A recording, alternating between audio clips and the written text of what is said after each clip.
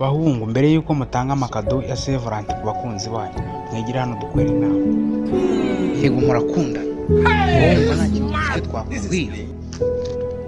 Impamvu ngo ubuzima n'ubwawe ngo ntawakwinjirira.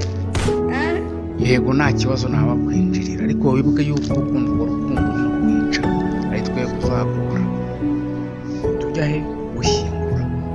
Bw'iyo mpamvu rero kubw'umutekano wawe mugira hino dukora inama.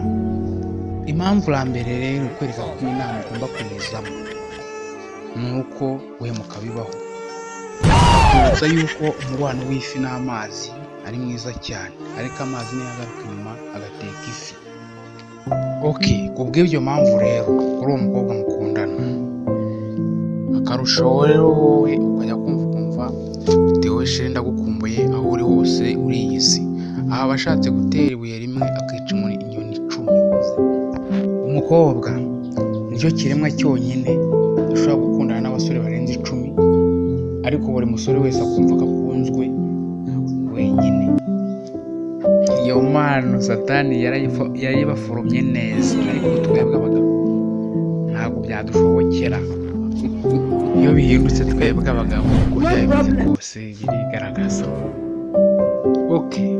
Ndabona Beata wowe urimo ndeba nabi, reka iyi nama tuyireke. Ariko sinagenda nababwiye yuko ibintu bya Saint Valentin mwaberekeye abantu bubatse gusa. N'ubumva ukeneye gutanga impano yindi uhema mu wawe, wowe ko nayo baguhaye. Jesus!